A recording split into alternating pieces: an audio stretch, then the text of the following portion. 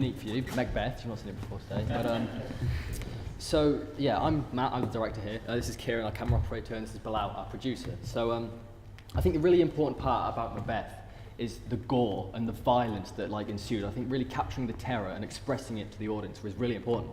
Do you want to go ahead? The great thing about Shakespearean plays is that they're very vague on their setting. They don't really rely on the setting to tell their story, which means that they can be interpreted and adapted into something different. This allows them to make their own character designs and appearances.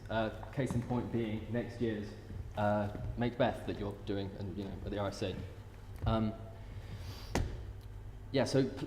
Plays like this, they've adapted their own style and stuff. And I think it's really important that if we make such a unique setting and give it such a violent, sort of style to it, it can create something really unique. So for the storyboards and scripts, how we're going to film it is it's going to be really made up of only really two areas and two scenes. The first scene being this pillar scene. It's got Macbeth. We won't see his face because we don't have Chris Eccleston on hand.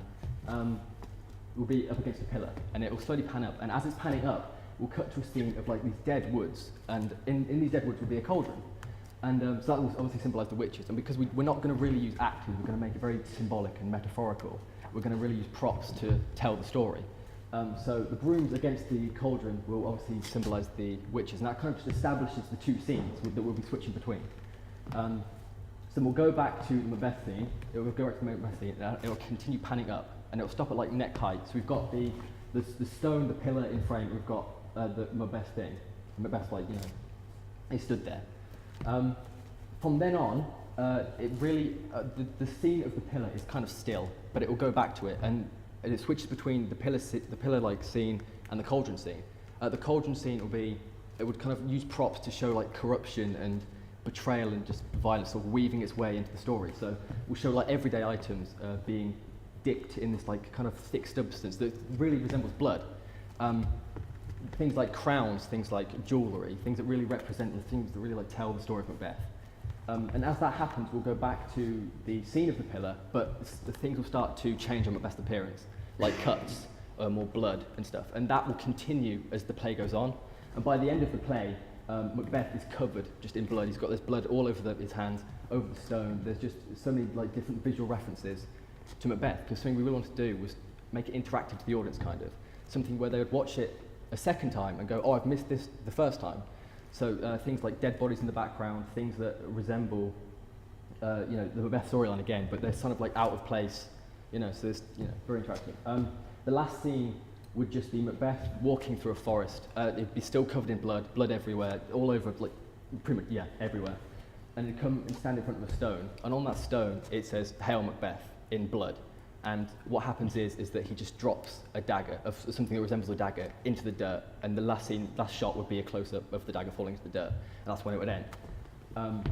So if I now take you on to the influences that Kieran will talk about. Okay, nice one.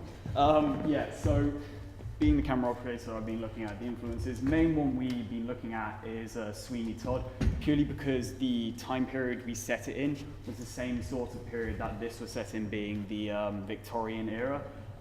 With Sweeney Todd as well, I did the colour palette. As you can see over there, there's the red, which represents the blood within the cauldron. That's the thing that will be covering both Macbeth and all of the items. There's also the blacks, mainly focusing on, which again is showing the corruption that will progressively gain towards the end of the trailer. The whites being more towards the start, being the more pure side of things, and then obviously, like we said, as it progresses, it will become more corrupted. Another one was District 9. This one's a bit more obscure, purely because it's nothing really to do with it in terms of storyline. But he shows it because the main character here, as you can see, he starts off happy, he's nice, he's in his job.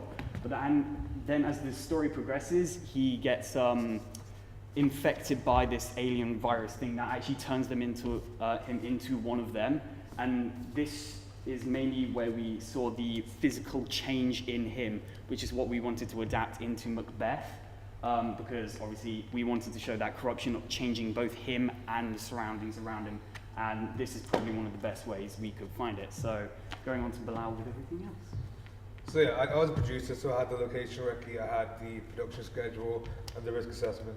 And we basically have two main locations, one being the Ulster trig point, where basically the highest point of Ulster, and as you can see here, the stone, that's the pillar where we'd be standing on. And the field itself, it's really empty. No one ever goes there. It's really quiet, and I think because it has the lack of life shows the emptiness of Macbeth. Because by the end of the play, there's nothing left, just him. And obviously, for our risk assessment, we found that there's a clear path. We're able to shoot there because there's no unstable path or anything. And the only problem with the trig point is that the weather, because we did check, it is going to be warm from right now, but we don't know how it will be. And our second location is the TV studio, and that's practically designed for filming in, so we're fine with that. And that's where we do the shot reverse shot back to the props. So we'll go to the TV studio, then back to the trig point. As Matt said, each time there's more blood in Macbeth. So literally the weather left is miscellaneous. Obviously what production schedule, and our crew list, and this is the props of the what we're going to be using for the cauldron almost. So we got the broomstick, the cauldron, the fake blood, and it's Halloween, so we have fake blood everywhere, which is a good thing. And everything kind of has a representation behind it, because the ring and the necklace represents his wife, the crown represents him being he wants to be king, and obviously dagger is him killing everyone. So yeah, that's really it. Any questions?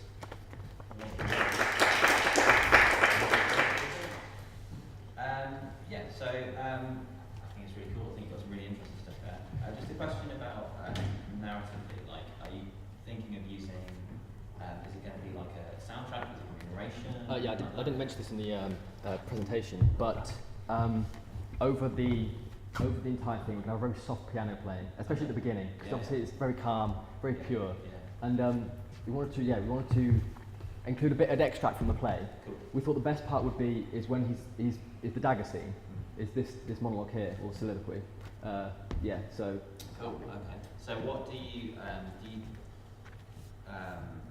you're kind of trying not to show his face? Yeah, because it just kind of lets the characters interpret it. I mean, by the end of the trailer, obviously it's Macbeth. Yeah. But like at the beginning, when you're watching it, you don't really know what's going on. It's like you've not seen the character. Yeah. So who could it be? I think that's cool, and I think, like you say, by the end of the trailer, you know that it's Macbeth. And I think playing with that thing of like everyone knows what this is. By the end, you don't really need a proper introduction. Yeah. Is a really interesting I thing. think also the soundtrack, there won't be like music per se, apart from the piano obviously. Yeah. But I think we really want to get the emptiness of the It's field. a really quiet atmosphere. So we're gonna almost film the field itself, just the sound of it, the ambience behind it, and literally just show that the literal emptiness by the end of the play. So just show how he loses everything. Something else I didn't mention is the way the narrative goes between the two scenes. The scene of Macbeth and the pillar is very focused on him, his character, how his character will change in the story. The cauldron scene is just kind of is the corruption in the political views. So what happens in the politics of after he kills the king, what gets corrupted, who starts to go insane, like Lady Macbeth starts to go a little bit mental. Yeah. So I didn't explain that in the thing, but I think designed emptiness is great. I think that's really useful, particularly when you're working on a low budget and you haven't got many resources. I think a trap people fall into is like trying to stuff it with too much stuff, which doesn't quite work. So keeping things clean, keeping things simple and empty in this case, as a kind of thematic thing as well, is really good. I think maybe even think about using some sort of tagline at the end to support what you did. Yeah, no. I thought about when they did Jason Bourne last year, and they brought back that character years previously. And I think the first teaser poster, you have to look it up, but I don't think it has the name of the film at all. It just says you know his name. Yeah. That's it. So if you're playing with that thing, we all know who this is. Yeah. We don't need to show his face. That's something that maybe would support that kind of mystique. Okay. Yeah, it's cool. Thanks. Yeah.